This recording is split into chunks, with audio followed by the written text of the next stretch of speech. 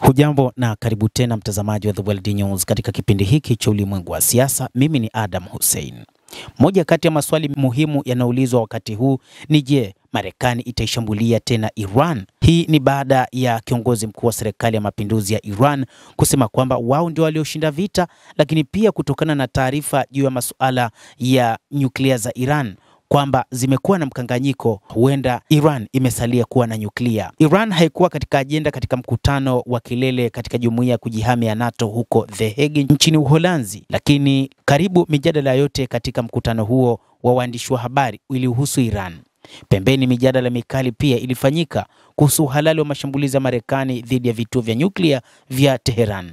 Rais wa Marekani Donald Trump alipendelea kuwasilisha shambulio hili dhidi ya vituo vya nyuklia vya Iran kwa washirika wake wa NATO kama mafanikio ya kihistoria. Amesisitiza mara kwa mara kwamba ameweza kushughulikia moja kati ya kero kuu za nchi wanachama wa NATO katika Mashariki ya Kati kwa pigo moja tu. Ingawa mashaka yaliibuka kuhusu msingi wa kisheria wa shambulio la Marekani dhidi ya vituo vya nyuklia vya Iran, katibu mkuu wa NATO Mark Rutte na viongozi wengine kadhaa wa nchi wanachama wa muungano huo waliunga mkono hatua hiyo ya Marekani. Kinyume chake, Uturuki, mwanachama wa NATO, ilichukulia hatua ya Marekani kuwa kinyume cha sheria za kimataifa. Mkuu wa sera za kigeni wa Umoja wa Ulaya Kaja Kallas pia alisema hana uhakika kwamba shambulio la Marekani dhidi ya vituo vya nyuklia vya Iran ni kwa mujibu wa sheria za kimataifa. Kando na kile Marekani ilifanya na mpango wa nyuklia wa Iran, wengi walitaka kuona mipango ya Donald Trump kuhusu mustakabali wa Iran. Yaliyojitokeza katika hotuba za wajumbe wa Marekani na majadiliano katika mikutano ya kando ya NATO zaidi au kidogo yalifichua mipango ya Marekani kuhusu Iran. Kwanza, Marekani inapenda mazungumzo yaendelee. Donald Trump alisema kuwa wajumbe wa Iran na Marekani watakutana wiki ijayo. Iran bado haijajibu kauli hii. Mahala na wakati halisi wa mazungumzo pia haijulikani.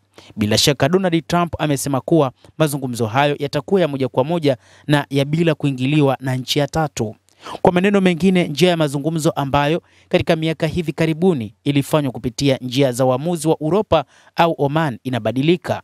Lakini pili, kwa mtazamo wa Marekani, udharura wa mpango wa nyuklia wa Iran umeondolewa. Kwa hiyo Marekani haina haraka ya kufikia hitimisho la mazungumzo hayo kwa sababu kulingana na bwana Trump, vituo vya nyuklia vya Iran anadai vimeharibiwa kabisa. Tatu ni rais huyo wa Marekani bwana Donald Trump anaendelea kutumia sera ya shinikizo la juu tu kwa mabadiliko ambayo haisisitizi tena kusimamisha uuzaji wa mafuta wa Iran kwa Uchina. Na nne na muhimu zaidi ni chaguo la kijeshi ambalo liko kwenye meza ya bwana Trump.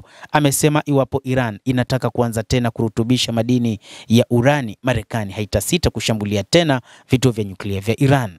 Marekani inaendelea kutumia mbinu zile zile za awali, mchanganyiko wa mazungumzo na shinikizo la juu zaidi na uwezekano wa kutumia chaguo la kijeshi, chaguo ambalo sasa imelitumia na inaamini limekuwa na ufanisi mkubwa. Hata hivyo, moja kati ya changamoto ambazo bado zinaonekana kuwepo ni pamoja na Iran kusema kwamba zitaendelea kufanya urutubishaji wa uranium kutokana na kwamba wao kama taifa wana haki la kurutubisha uranium.